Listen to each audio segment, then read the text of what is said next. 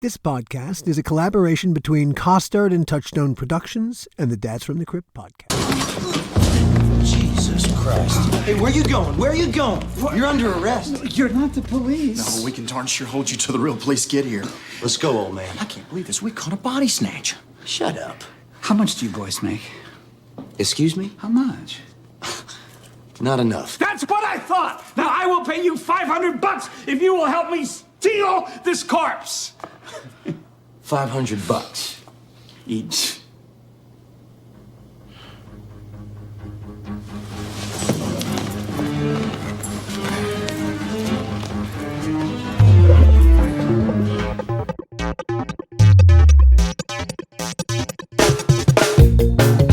Hello and welcome to another episode of the How Not to Make a Movie podcast. I'm Alan Katz. Gil will join us shortly. Can I tell you, doing this podcast is pure pleasure for myriad reasons. One of the biggest is how doing the podcast has put me back in touch with so many people from my past. I hardly recommend catching up with people. It can be really gratifying. Today, we catch up with Tales from the Crypt alum Larry Wilson. Now, remember, when we did Crypt, TV and feature films lived in completely separate area codes. There wasn't much mingling, especially among writers. So when we got Larry Wilson to write an episode of our little TV show, it was both gratifying and significant. Larry had Beetlejuice and the ADDAMS family in his pocket. See what I mean? Big feature writer. Thing is, we had quite a few big feature writers, but none of them got Crypt the way that Larry did. That's why Larry wrote 5 episodes for us and directed one, his first time in the director's chair. We had an actual history with Larry.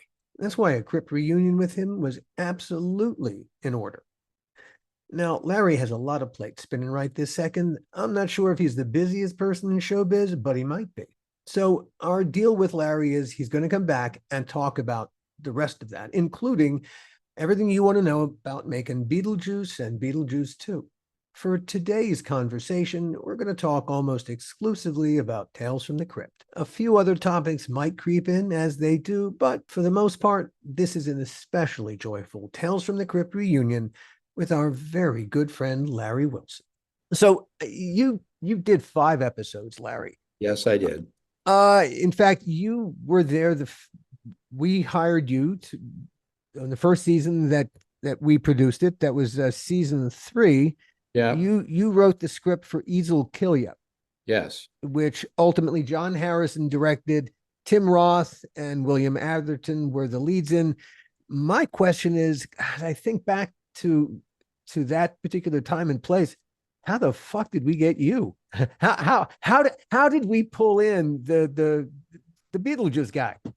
Well, it was really Walter Hill. I'd left writing behind, Writer's Block 101, and I was an executive at Paramount when Walter was doing 48 Hours, and I got to know Walter because his 48 Hours office was basically adjacent to my office. And I got to know him, and as much as you can become friends with Walter Hill, we became friends.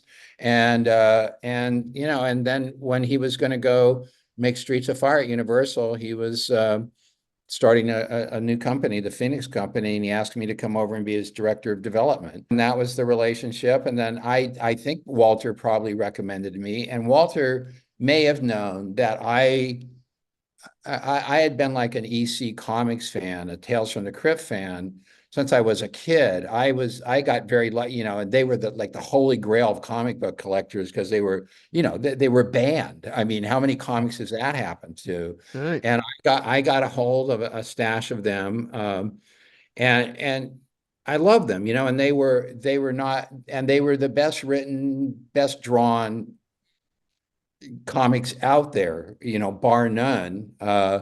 And I loved them. So I think I had a passion for it too, that maybe I'd talk to Walter about, because we talk about pop culture stuff all the time. And I imagine it's been a long time. I'm not quite sure, but I think probably I came through Walter. Yeah. That makes a lot of sense, because Yeah. I've racked my brain and thought I had no connection to you. I can't Gil, you had no Yeah. connection to Yeah. Larry. No, no, I was a big fan of Beetlejuice when it first came out. But have you been in contact with Walter since, or? Off and on over the years, a few times, not for a long time. I ran into him at a screening. Oh my God, it was probably 8, 10 years ago. And that Yeah, was the last time I saw him. But, it was, I just always, had such admiration for him. yeah. He must be up there in age right now. He must be close to 90, right? I would think, yeah, I Yeah. would think he's up there. And of course he had, issues with his eyesight and all of that. But one of the greats. Yeah. One of the great renegades, and watching him at Paramount on 48 Hours was amazing. So, he knew how to work it. Yeah, Yeah, I loved working with him on Tales. I mean, when we did the shows with him that he directed, they were just so much fun to be with him and to be on the set and yeah, talk stuff. It was just great experience. yeah. What part of the world did you grow up in, Larry? I grew up in a little slum called Laguna Beach, California. And uh, I tell people I grew up in a trailer park, and I did, but it was a trailer park located at the time was one of the best private beaches in all of California. Quite honestly, it was. And and my parents moved us there when I was 8, 9 years old. And I grew up there, but then I could see sort of the two roads, as they say, diverging. And one was I could stay on the beach and be that guy, or I could go to Hollywood and try to be in the movie business. And so I moved to Hollywood, LA, right after high school, and and started trying to get into the business. Yeah, You were always into movies. always. Yeah. Do you remember the first movie that you saw or that imprinted itself upon you? And Absolutely, positively, as Bride of Frankenstein. I claim it as my favorite all-time film, always. Yeah. And what? it bears kind of a resemblance to Crypt in tonally, because some parts of it are horrific, some parts of it are insanely funny. And actually, the doctor in Doctor of Horror, the Austin Pendleton character, is based on Dr. Pretorius from Bride of Frankenstein. That was the inspiration. Yeah. And that movie I saw when on TV at the time, you know, dating ourselves here, dating myself, Shock Theater, it was Universal had done a syndication package of all the Universal horror movies. And every city had their horror movie hosts and all of that. And I saw it on Shock Theater. And whatever my 8-year-old brain said, was like, I want to do that. I didn't know what that was, obviously, and that was the start of it. Yeah. Wow, what a terrific movie to be inspired by. Yeah. It explains so an much. amazing film. Yeah, it's one of the best films ever made. I will stick to that always. Yeah.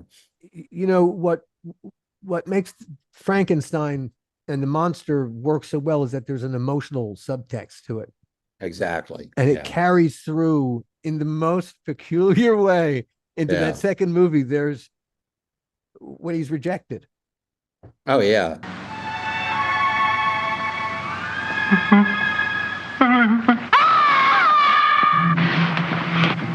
She hates me. Oh my God. Oh my God.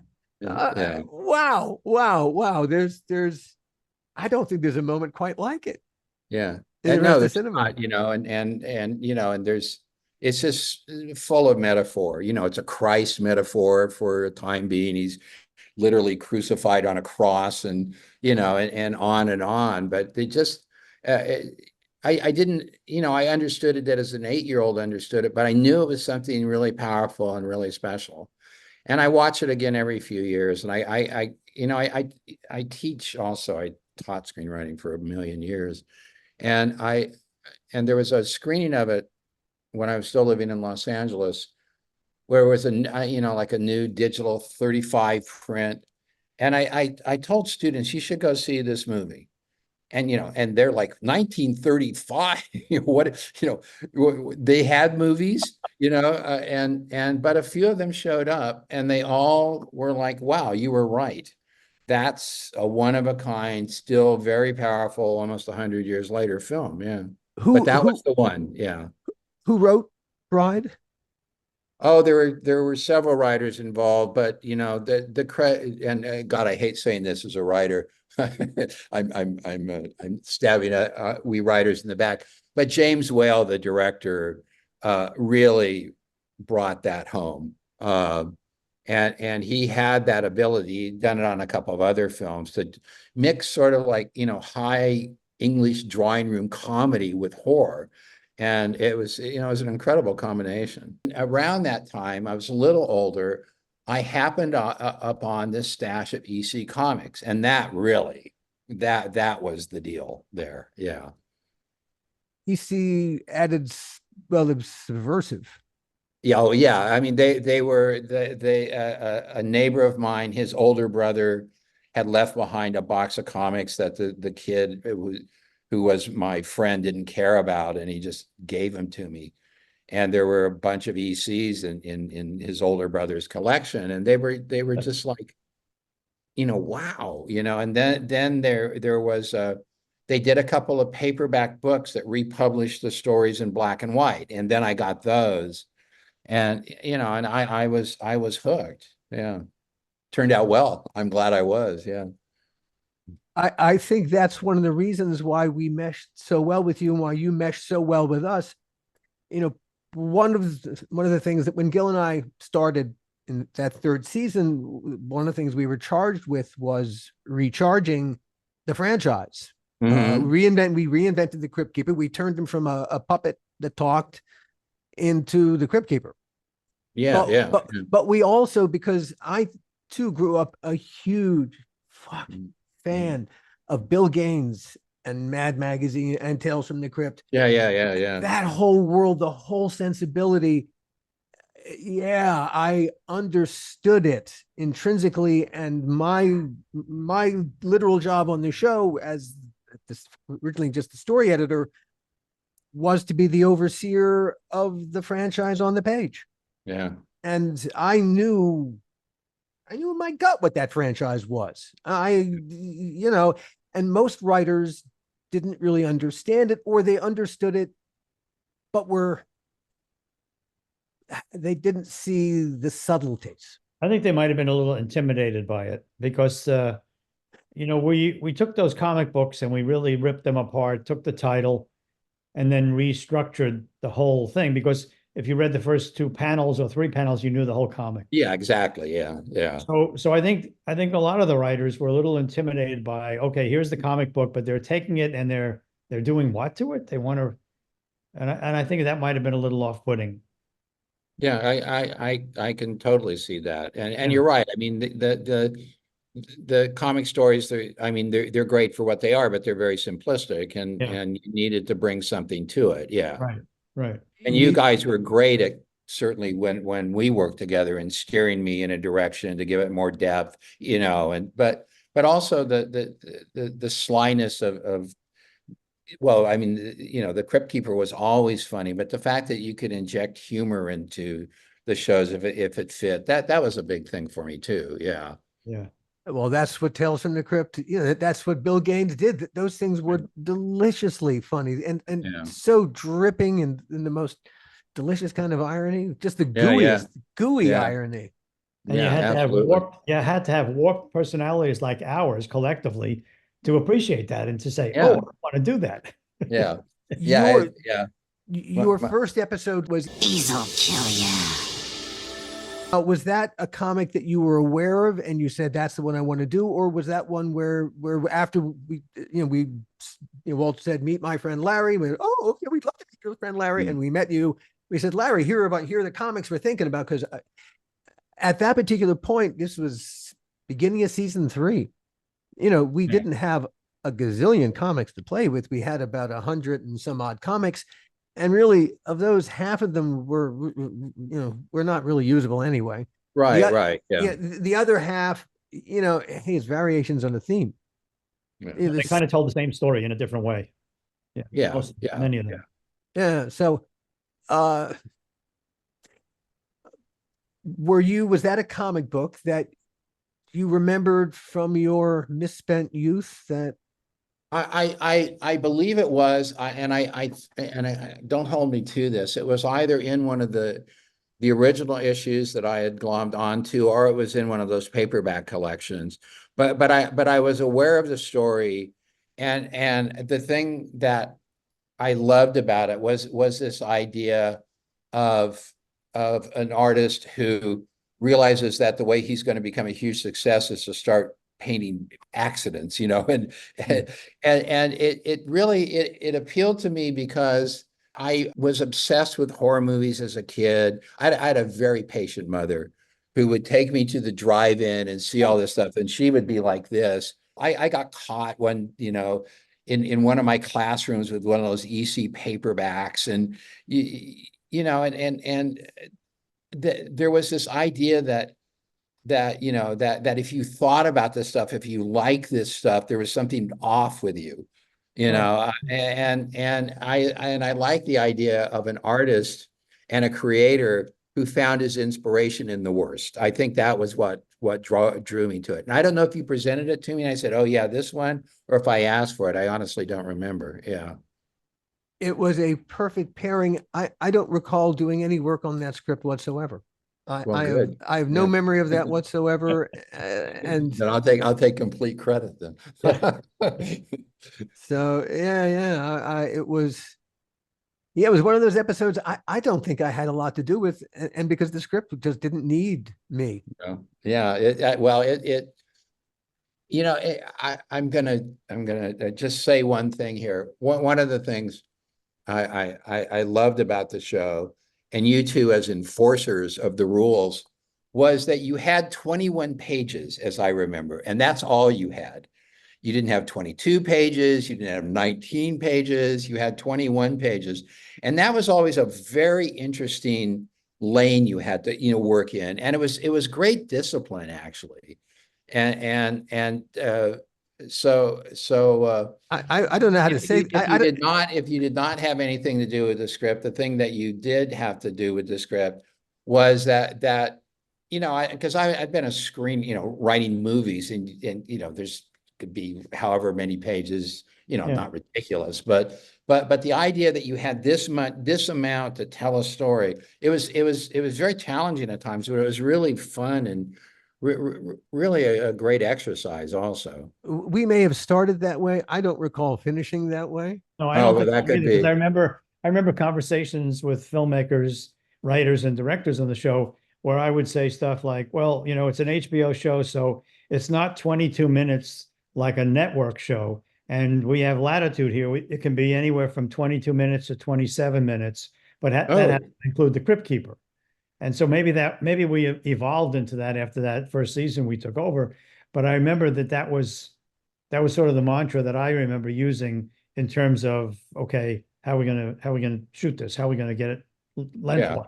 Indeed. And of course the Crypt Keeper, that was this whole segment this whole time too. And by the end of the first season, we did Yellow, which there's no time constraints or pay. It was Bob Zemeckis. It was that script was going to be however the. Well, so yes, I was not Bob Zemeckis, yes. But Easel Kill You is a great episode. I was very happy with it, yeah, and it's and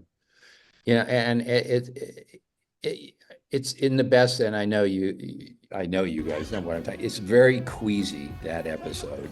It feels disturbing. It's It's as uncomfortable as Tim Roth's character is inside his own skin. Yeah. I think that's what we liked about it. Yeah. That's what I liked about it, and Tim Roth was really good. Yeah. He got it. Yeah.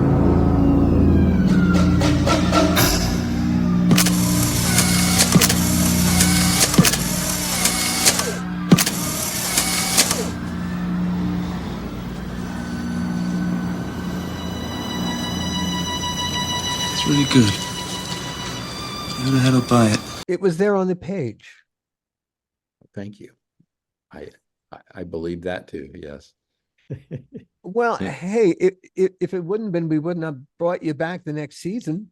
Well, that was always that was always nice. That Yeah, that was like you a know, first date for 5 years. Look, they love me. Yeah. nobody wants to work with people who make. Hey, if it was extra work for me, it was it was the last thing on earth I wanted. Yeah. It was the fact that really it was. Hey, it's a Larry script. Larry will do what Larry does, and whatever tweakage, and otherwise, it's one less thing to have to worry about. Yeah.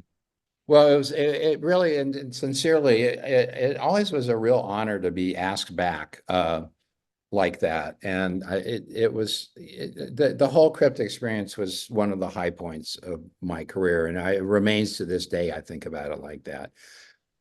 That was Considering so much you guys, I mean, it became such a well-oiled machine. And I really like that part of it too, that it just felt like you were stepping into a room where there were grown-ups running the show, and that was great. Yeah. And then there was Alan and me. Yeah. Yeah. I didn't say who the grown-ups were. Wait, no, there was F.A. Miller, really. He was F.A. Miller was the grown-up in the room. Yeah, well, And the wonderful grown-up to have in the room. Your second episode is one of the classics. On a dead man's chest. oh yes, oh yeah. And Billy Friedkin directed with a cast of unknowns as Yeah. we thought of them, except for a couple of rock and roll legends. They're not unknown now. Sherry Rose and Yeah. I'm going up on his name. I'll drop that in here via Yeah, audio. yeah. Yul Vasquez. I knew I'd come up with it. Yeah, yeah. I'm not going to have that senior moment. Fuck that senior moment. Mhm. And oh gosh, there was of course now I'm going to go up on names, of course. Greg Allman. Yeah, oh yes, yeah. The Did it- manager. Yeah, and Jonesy from the Sex Pistols. yeah.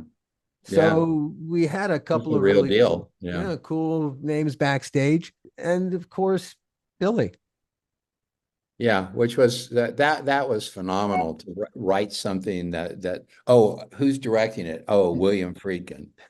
And you know what was amazing, because of course he had a reputation for being William Friedkin, and I was invited to go on set and say hello. And God, you didn't know, what are you gonna get? Get the fuck out of here. I mean, but he was like, oh, hey, great script, stick around, if you have any ideas, let me know. And I couldn't believe it. And again, just like because I love Friedkin's films, and of course The Exorcist.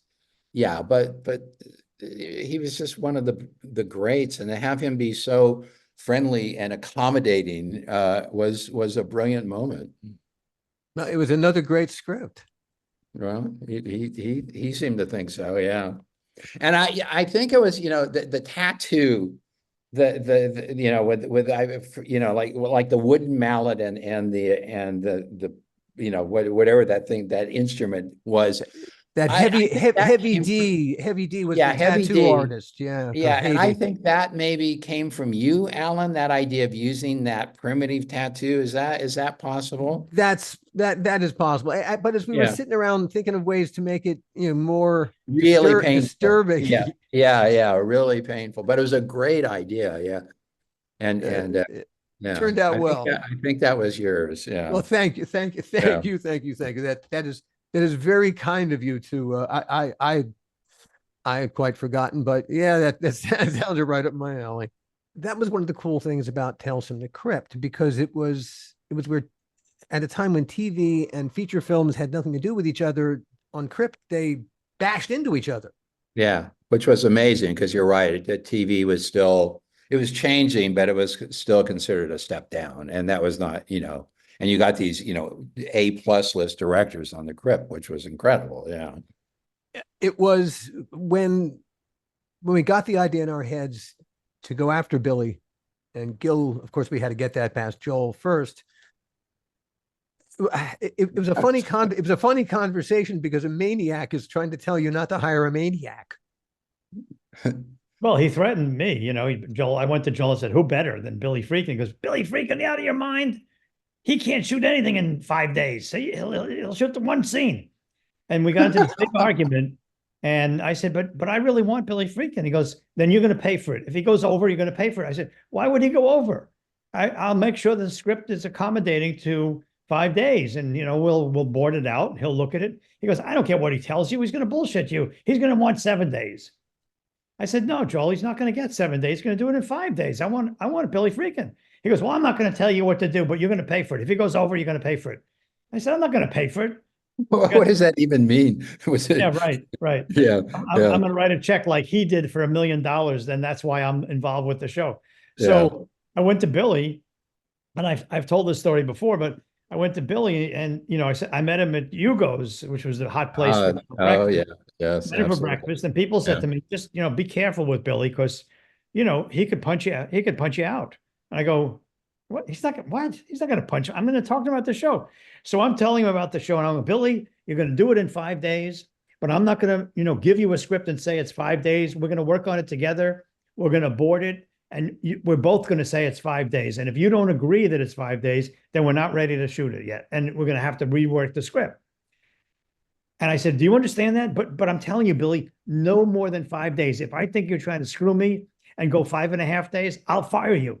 I'll fire you. And as I'm saying this, I'm getting closer to the middle of the table. And all of a sudden he leans forward to me. I'm like, oh shit, he's going to punch me in the nose. And he leans over and he goes, do you know who you're talking to? And I go, yeah.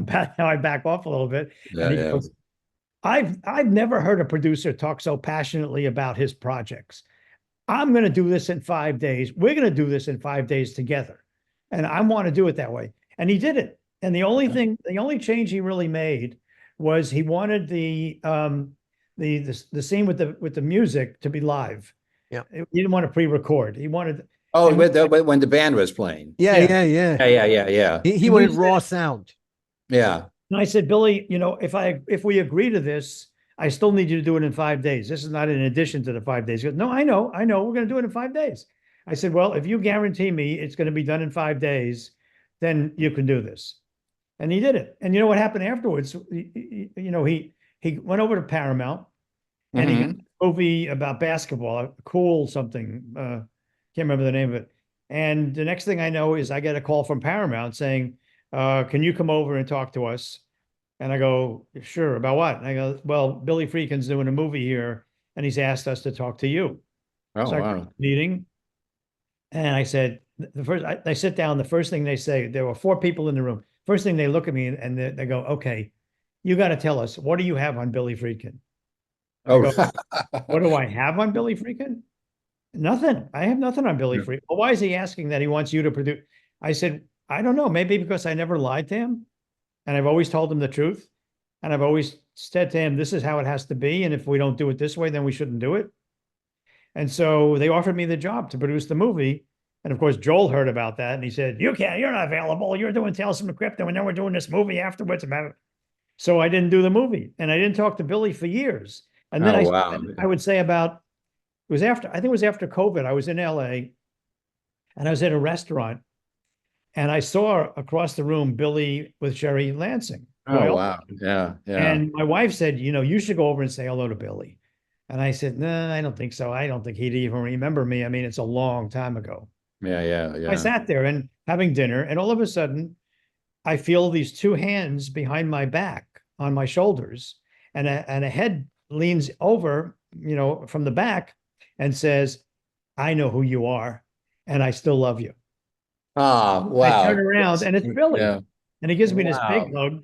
It must have been like within the last 5 years, because I think he died, 2 years ago? Yeah. And so I saw him, and, Sherry came over and said hello, and we had a nice chat. And then, and that was it. And then I tried to reach him after that. I couldn't reach him. Yeah. Well, maybe he was getting sick. I'd forget what. Yeah.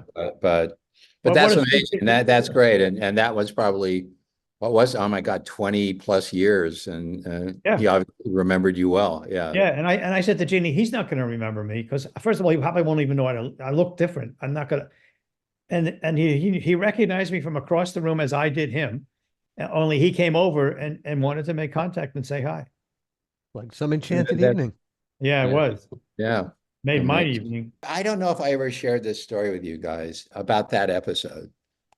Some friend, I had when I still lived in Los Angeles, I had a house fire and I had all this wonderful memorabilia in the basement that burned up. You lived in Laurel Canyon. Yeah, I lived in Laurel Yeah, I Canyon. remember your house. I visited it on a number of occasions. Yeah, and we had this fire, and a lot of this stuff burned up, and one of the things that I know burned up, a friend had sent me at the time after was Easel Kill You or not Easel Kill You, was On a Dead Man's Chest the opening episode of that season, or was that the one there were three in a row? Yes, it Right? got reviewed. It was part of a trilogy, which is what we Right. released. That was always our release. And yeah, and it got reviewed. It got very, very, very well reviewed. Yeah. Well, it got reviewed by a Christian newsletter that someone found and sent me. And the headline was, if you want proof that Satan is working in television, go no further than On a Dead Man's Chest. I mean, and I thought, yes, we did it. Wow. Talk about a badge of honor. You know it, right? Yeah, I love that. I love that. I'm so glad to hear that story. Yeah. That is, I didn't know if I'd ever told you that. But no. Hey, I just had a catharsis, religious people. Yeah. Well, we had you back the next season because suddenly it became, well, what's Larry going to write this season? That suddenly you became like the furniture man. Yeah, that's very nice. You wrote a script that ultimately had a very problematic production history. Are you aware of the production history of Food for Thought, the one that you wrote about a psychic act in a carnival? And no, I'm not. Yeah, no, that I'm not aware of the. Boy, I remember meeting the director once, and him saying to me, because of the sleazy, greasy clown, he said something like, well, there must be something wrong with you, and he kind of meant it. That's all I remember. He found the material distasteful. Rodden did. Yeah, well, that's my memory of my conversation with him. Huh. And I don't know if it didn't feel like he was kidding. Maybe he was, but yeah, maybe No, I don't think he was. I think I remember hearing something like that from him as well. Oh, really? Well, just doing my job. Yeah. Just doing my job. Just, yeah. Okay.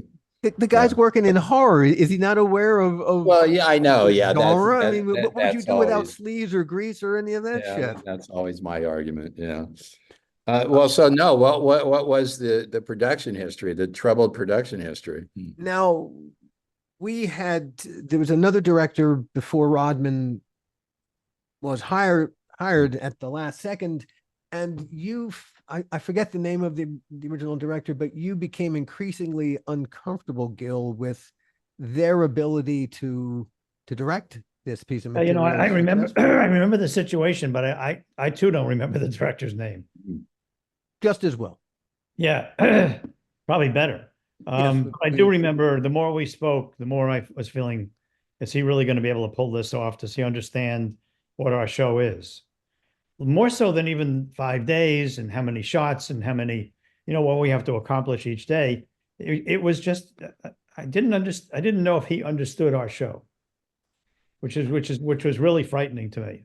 Yeah, they were focusing when you would talk to them about shots, they were focused on all the wrong things, like way off to the side. Like even their ability to direct, period, was right. It was one of the few episodes that I really had real scare and real trepidation feelings about, is this guy going to be able to pull it off or not? Our pattern was to shoot 2 days out, 3 days in. That was our usual pattern. Right. I don't know what our pattern was with that one, but we suddenly decided to put the whole thing on the stage. And did we shoot that in fewer than 5 days, or was that a 5-day shoot, Gil? I don't remember. I think we may even have shaved a day off because we were doing it on the stage, and I think it turned out there was a way to accommodate another. I have a vague memory that it was like, oh, this actually would serve two purposes. Yeah. And because it was on stage, Rodman was a young director that seemed controllable. I don't know who suggested Rodman, where he came from, but yeah, we had a really good cast, great cast. We had Joan Chen and Ernie Hudson. Yeah, yeah, Ernie's terrifying. yeah. And Joan she's beautiful. She's so delicate and yet strong. And then of course there's John McLaughlin was in it, and Phil Fondacaro. It was our first brush with Phil. Indeed. Who we would later work with on Bordello of Blood. Oh, and which I'm sure is a story unto itself, as I understand it. It's Yes. it's a podcast unto Podcast itself. unto It's the itself, whole yeah. first season of this podcast that you're Wow. appearing on. Yeah. It's Yeah. and very successfully too, I would say. Mm. It's yeah, Phil. It's funny. I one of my memories. I'm holding on to Phil. When we were shooting that movie in Vancouver, Canada, the whole cast was housed at the oh, what's the name of that hotel? The in Vancouver, Gil? Sutton The Place. Sutton Place. Thank you. At the Sutton Place. And I remember on multiple occasions watching Phil Fondacaro walk through the lobby with a variety of stunningly beautiful women. Mhm. And they were all different. And they were all going up to his room. Phil Fondacaro was a fucking stud. Well, there you go. Yeah. And that's all I'm going to say about Phil Fondacaro. Good in the episode too. Well, we got to the next season, season 6. And not only did we say, hey, what's Larry going to write this season? You gave me the chance to direct, and Yeah. it was it was an unforgettable, in a great way, experience for me, and I've always been, I talk about Crypt a lot when I'm doing interviews or when I'm teaching or whatever, and I talk about it. As I said, it's like one of the happiest experiences in my career, and to be given the opportunity to direct, and something that I wanted to do, and it just no one had opened the door for me. I remain grateful to this day, and I still, people like when I've just done this short film, which I'm hoping you guys can take a look at some point. I think you'll like it. And I was telling Al and Gil, it's called Teething Problems, and it's like a supernatural story, comedy, dark comedy. And I've said to Alan, it's like a close cousin to a Crypt episode in my mind. But when I was very young director, 21-year-old young English girl, first film, and and she was just asking me about all the different stuff I've done, and I said, well, take a look at Doctor Horror.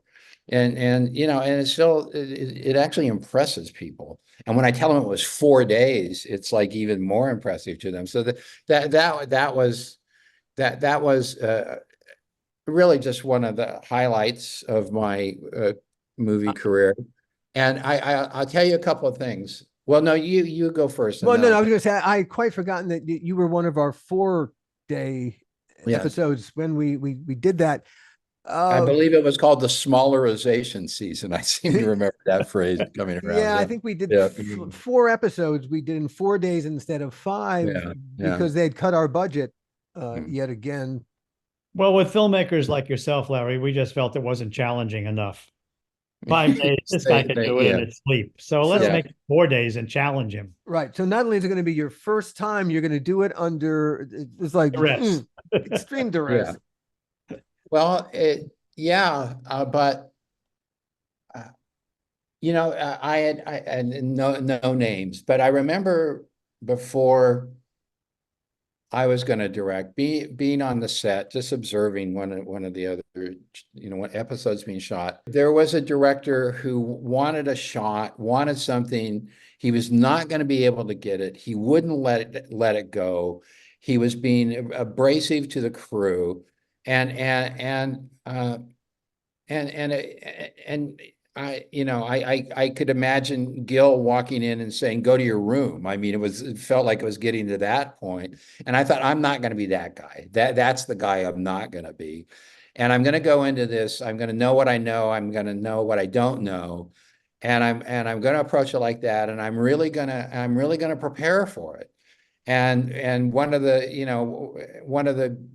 and Levy Isaacs, the cinematographer, did such a great job, but I was making him nuts after a point, just asking him questions like, how, can we do this? Can we do that? But he respected it too, I think. And one of the, there were so many highlights for me in that, but one of them, Gil, was walking through the set with you, because you wanted me to walk you through the episode. How am I going to shoot it? And I did it. And you said afterwards, Gil, you could be a little scary for me sometimes, because I was waiting to see what the hell was going to happen. But you said, you actually said, I'm paraphrasing, but you said that was really great. He said, so many directors come in and I asked them to walk me through the episode, and they're talking about the emotions that they're going for. They're talking about, the feel. They're not talking about how you're going to shoot it. And you just told me how you're going to shoot it. And I thought, well, okay, wow, that was a test that I passed. And then, I got on set. First shot, there were two things, like I met with the production staff before, they were showing me the props they wanted to use. And there was one of those classic skeletons, that hangs, in a doctor's office, or used to hang in a doctor's office. And I said, well, I don't know about that one. And I could feel the prop guys going, ooh. And I said, no, I'm wrong. Yeah, I meant you should probably save it for Robert Zemeckis, but if you want to give the skeleton to me, I'll love to have it. And I kind of got, and they laughed, and I kind of broke that ice too. And then I got on set, and the first shot, I'm nervous, of course, and we did it once. And I said, okay, cut, let's move. And everyone laughed. And they said, Larry, you can do it twice, okay? so and Hank Azaria was,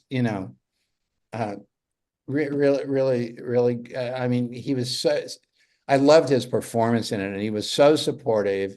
And the one person I had a little bit of issue with was Austin Pendleton, who played the Mad Doctor.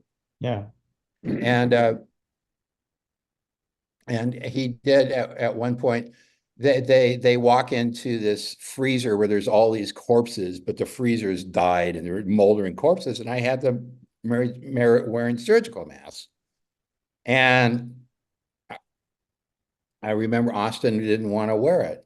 And I said, but don't you think, Austin, given the smell and all of that, you wear it? And he said, don't tell me how to fucking act. So I finally had that moment. But then Hank said, no, I think Larry's right. And after the shot, as we were, getting prepping for the the next setup, Hank came over and said to me, listen, you've got good instincts, stick with them. And that felt really good. Mm-hmm. And then and Travis Tritt, really brought it. And it just, and this, I've always wanted to ask you this. Okay. Now I get to ask you guys. At the end of the shoot, when we said, okay, that's a wrap, the whole crew gave me like a big round of applause. I don't know if they did that with every director, but I wanted to believe it was just me. They didn't even do it when Gil would direct. Oh, okay. Well, so then I will take it as yeah. But we did pay them extra to do that, because we had a 4-day schedule, so there was a little bit of money left over, so we could pay them. I see. Yeah. Okay. Yeah. So the Larry Wilson, the make Larry feel good fun. Yeah. It was either applause or a second meal. The applause won. Okay. Very good. Yeah. But anyway, but it was my reaction. I'm sorry. My reaction to you directing, though, was that you really had great instinct about what you wanted to do, because I would learn a lot when I would have the walkthrough with the directors. Because a lot of them would tell me story, as you were saying. They would just tell me, oh, this happens. And I would say, no, don't tell me what happens. I know the script. Either Alan and I wrote it, or rewrote it, or he rewrote it, or somebody else wrote it. I know the script. I've read the script many times. I need to hear how you're going to portray and capture images. That's what this is about. And, you were one of the few, maybe one of the only, that would come in. And when we did that walkthrough, hit me right off with, here's the shot, and here's the dolly, and here's how we're moving, and I'm going to capture it this way, and I'm going to cover it that way, which was a delight and refreshing, and gave me a lot a lot of confidence that this guy knows what he's doing. He's prepared himself. He's going to be able to adjust if actors challenge him, and he's going to be able to get a good performance. And yeah, this is going to work out well. So I would learn a lot from those walkthroughs. Yeah. Well, that was my instinct, just that it was not about telling you the story. You did know the story. Right. It was about, here's how we're going to do it. And I remember too, that I think there was a crane shot that you weren't sure if you could give me the crane, but you gave me the crane. I remember that too, which is, well, but again, Gil, sincerely, and Alan, it was such an affirmation for me, and such a one of those just really positive moments that you're lucky in this business that if you have them, and that was a big one for me. So thank you. All these years later, I get to say it on a podcast. Yeah. Thanks for saying it, even though it's all these years later. Yeah. Truly, but it cuts both ways, because our asses are on the line, and you deliver for us, and so that's how it works. That's the wonderful collaborative dance that we all do together. We really, it's a high wire act every single time. Yeah. Then my one other moment that I remember, Ben Stein sitting on the surgery. He was about to be dissected. And he was sitting with his mouth gaping open, and we were going to put this probe lens into his mouth so we could get a shot of the camera going into his, going black and then coming back up on him, being cut apart. And he was on the table waiting. He said, 6 years at Yale for this. I remember that. Remember that. Our last season, we took to London. We didn't take you with us, alas, but we took a script about face, which Tom Sanders directed with, and had a good cast: Anthony Andrews, Imelda Staunton, and Anna Friel. A sleazy vicar learns he has twins and acts accordingly. Yeah. I ended up in London. I was there. I was there with my friends, the Mail Brothers, the Sparks Band. And I was on set one of the days, or I came and saw Gil at Pinewood, I remember. And I remember it was, it wasn't the easiest season, but it was, I remember going, and going to Pinewood, which was kind of amazing because it's a legendary. And I saw Gil, and I don't remember Gil's frame of mind at the time. That would probably be for Gil to speak to. But I was aging rapidly then. Yeah. We have some, funny stories about that sometimes we've told, but the one real quick one, which would give you a taste of what we were going through, was I would go to the set and watch them build, and I'd come back towards the end of the day, and I'd go, what the hell did you do today? There's nothing up. There are no walls up. What happened? And they go, well, we're doing the best we can. And I go, well, what are you talking about? How come these sets aren't up? I mean, and he said, well, you take the hammer, and you take the nail, the two-penny nail, and you hit it into the wall. I said, well, what are you guys talking about? Don't you have Makitas here? And they go, what's a Makita? I go, what's a Makita? It's like a gun. It's like a plastic gun. It's a staple gun. And you just pull the two pieces together and go bam, bam, bam, bam, bam, and it's up. And they said, no, we don't have that. We don't know anything about that. So I remember ordering Makitas and having to show these guys how to use them. Oh my God. Yeah. That's how terrible it was when we got over there. People had no idea how to work as quickly as we were used to working in LA. Yeah, and you know our old formula of 3 in 2 out was completely didn't well because building sets in London is really expensive. Yeah, It's really, really expensive. And hey, you got every location you could possibly want there. Why build? yeah, The yeah, only problem is that getting to the locations is a bitch. yeah, And don't ever try to move during a day. That is not going to happen. So you're pretty much locked in wherever you're going to spend the day. yeah, yeah. But great, great locations. I think we had some great locations. I forget what locations we had for your episode, but Yeah, I wasn't around for that. I just remember visiting Gil. And Pinewood, it was quite posh for the crypt in terms of like, oh well I always made a joke like when it would be the warehouse sets and stuff, the direction is well, you turn left at the porn shop and then and then those god awful, play not god awful. I mean, you made them great, but in the deepest valley, and that always felt like the crypt to me. Yeah. You have conflated studios. We did some stuff. Did we do music sometimes at Pinewood? I think we did a couple of things at Pinewood. Yeah, but so you could we have were met Gil Ealing. at Pinewood, but we shot at Ealing. Yeah. Oh, Ealing, yes. No, you're right. No, it Yes, was Ealing. so Yes, it was very, very possible because we did do some stuff there. Or was that all related to Bordello at No, I Pinewood? think we did something there. I think we did a couple of things there because we were very Yeah. friendly with the guy, Yeah. Warner Brothers, who ran the Warner Brothers guy who was running Pinewood, was really quite friendly to us and helpful. Yeah, I might have been just, I visited you there when you were doing something else. Yeah, Yeah. but it was so cool to be at those studios. Ealing, especially, it's a place with so much history, especially if Oh you my know God, anything yeah. about movies. It's haunted like every great studio lot is with so much history. Yeah, yeah, and all those Ealing comedies, they're still Yeah. brilliant. Yeah, but that one I don't.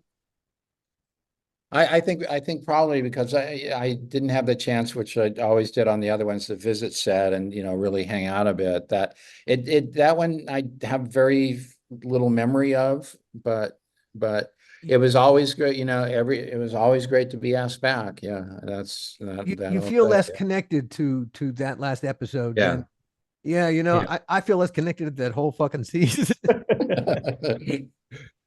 Well, yeah. just as well they shit canned my ass after that. Oh, Oh, we did have some great locations and we did have some great castles, and it was freezing cold in every one of them. One of the coolest locations was Dorney Court, which is not far from Heathrow Airport, but the Dorney Court, the guy who owns it now, is a blood relative of the man who built it in the 1400s. Is that the episode we did with Brian okay. Helgeland? Brian No, Helgeland directed. what was the location with Hoskins, with Bob Hoskins? Oh, Bob's episode. Gosh, I don't That remember. was another castle. Yeah, I don't remember that one. We also shot in Dover Castle. Yeah. But the freezing cold, I can relate. This may not be good podcast material, but I'm going to show you everything's good podcast a material. shot from my short that I'm talking about. Oh, cool. That's cool. And that's it.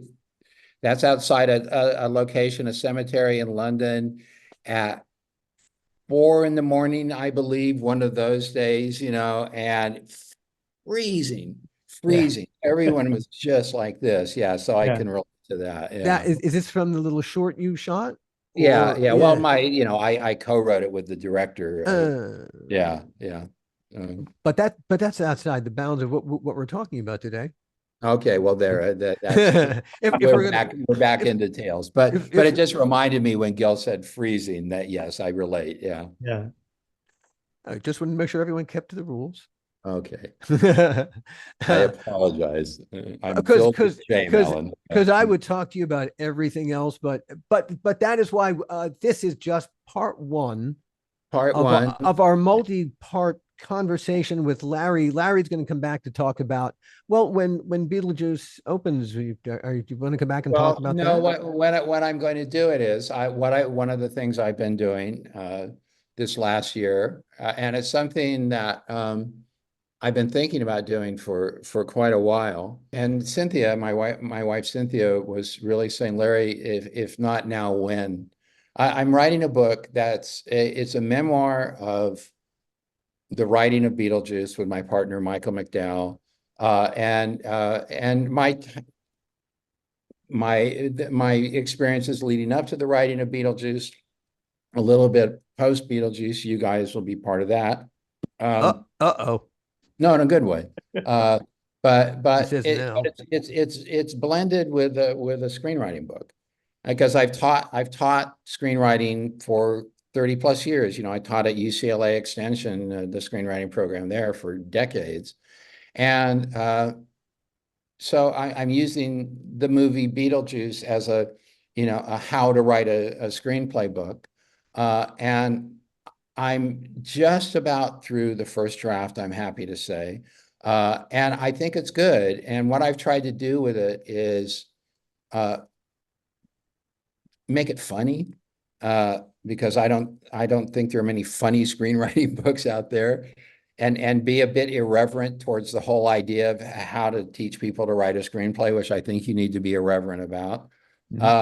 And so I'm hoping that when it's done, and it being published or self-published, I don't know yet, that you guys will invite me back and I can give you the full recounting of that and promote my book and sell a bunch of copies. It's an open standing invitation, Larry. It's when you're ready, just you let us know.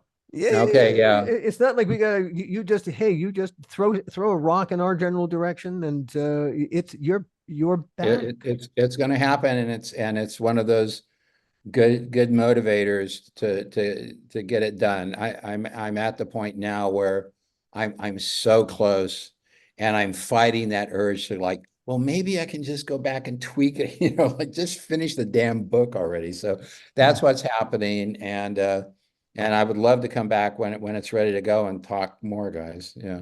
Well, as we said, that invitation is we're handing it to you right here. Never mind putting it in the mail. Screw the mail. Okay. Well, Brian, I will take you up on it. Yeah. It was wonderful sharing memories of Crypt with you that we've never. Wow, I haven't revisited a bunch of those since ever. Yeah. So, and that's always and it was great. It was great to see you. I mean, I don't think we've seen each other for God. Oh God, no, one of my favorite Gil moments was that Gil, because I'm sure no one has ever said this to you. You could be a little intimidating on set when you wanted to be, and I always liked you, but I always not scared. I'm exaggerating for comic effect, but then I came up to your house and I met your dogs and your lovely wife, and you were that version of Gil, and I said, "Wow, Gil, you're a different person." And I remember you said to me, Larry, I shot 99 episodes of Tales from the Crypt. I had 99 different personalities. Now you're meeting me. So I always appreciated that. Yeah. Yeah. But it's, to sum up, podcast audience and Crypt was, it's an amazing show. It holds up incredibly well. I was so proud to be part of it. And I'm very happy to have been able to talk about it with you guys. Well, as we've always said, one of the pleasures, we got to work with the most amazing people in the business, craftspeople, and really we got to use and put our craft together with their craft and make these wonderful things. That was such a joy. You were one of the craftspeople that made it all worthwhile. Thank you, man. Thank you. Yeah, it was always a pleasure. It really was always a pleasure. Good God, yes. Otherwise, we wouldn't have spent so much time together screaming at each other Very nice into the void. It really, sincerely, it means a lot to me to have you guys say that. Yeah. Well, it was a fact of life, and we're long overdue to have this Absolutely. this And, conversation. and just, maybe you'll cut this part out. But it's just great seeing you both too. Oh my God. It's Well, been so hey, fun. but Yeah. that was one of the great things about doing this podcast. First of all, that's what put Gil and I back together again as a friendship, but also as a creative partnership. I needed to tell this story. I needed the catharsis, and I couldn't tell the story without his voice, literal voice. Yeah. And when Gil decided that, okay, painful as it is, and I think you also found, Gil, that it's an incredibly cathartic experience to have done this. It was, it got a It's lot painful, of, but it is cathartic. and I get it. and at the end, hey, and suddenly we had to come up with a second season, and now we're well into the third season. This is episode That's incredible. 35 of. Yeah. We've got well over 100 episodes in the can. Entertainment Weekly called us the best film podcast of 2022. No kidding. Yeah, Wow, from that's our first fantastic. season, the story of Bordello of Blood, because it's not just a conversation between Gil and I. It's the whole, from beginning to bitter fucking end story of Wow. how that movie, it's just a mediocre horror movie, but it's a movie that nobody wanted to make. That's not the movie we were supposed to make as the second Tales from the Crypt movie. We were supposed to make a whole other movie, and 3 weeks before the start of Principal, Universal fucked us and said, no, you're going to make this other movie instead because of a deal they'd made. Buy this script called Bordello of Blood for $500,000 and didn't want to eat it. So we were going to eat it instead. And literally every day on that movie was stupider than the day before. It was just how not to make a movie. Have you ever heard of a documentary series? They did it, I think, of the 70s and the 80s, something about looking for the darkness. And it's James Cameron and and Carpenter, John Carpenter, executive producing it. And no, I don't know. They did it for the 70s, they did it for the 80s, and they wrote to me and they wanted to do it for the 90s. And I said, oh, great, yeah, I'll do it. And they said, well, we can come to you, or you can come to our studio in LA. And I said, well, I don't think you want to come to me because I'm in Vancouver. And they said, no, we'll send the film crew over to your place if that's okay, or we'll get a studio. And I said, no, you can do it at my place. So they came about a week or two ago, and they did a 2.5 hour interview. I thought it was going to be like an hour. It was a 2.5 hour interview that was really interesting to me to relive all these things. I mean, they had done research to, stuff I had forgotten about that was really quite interesting. And I'm just wondering if. Is it like a history of horror? I'm just thinking about the title. Okay, yeah. And so a lot of, I assume, think it's called Searching they want to talk to you about the crypt. Yeah. Yeah, I think it's called Searching for the Darkness. No, I don't know it. I'll have to look it up. Yeah. Take a look, and I'll look up to see if I got the title right. But it was pretty interesting. I'm just thinking that, maybe they should have a conversation with you about some of the stuff you've done. Well, Hell yeah. If you can steer them my way, I'd love to. Yeah. All right. Again, thank you, Larry, for sitting in with us, and I look forward to My the pleasure, next conversation. Wonderful to see you. Thank you, everybody, as always. We'll see you next time. The How Not to Make a Movie podcast is executive produced by me, Alan Katz, by Gil Adler, and by Jason Stein. Our artwork was done by the amazing Jody Webster, and Jason Jody, along with Mando, are all the hosts of the fun and informative Dads from the Crypt podcast. Follow them for what my old pal the Crypt Keeper would have called terrific crypt content.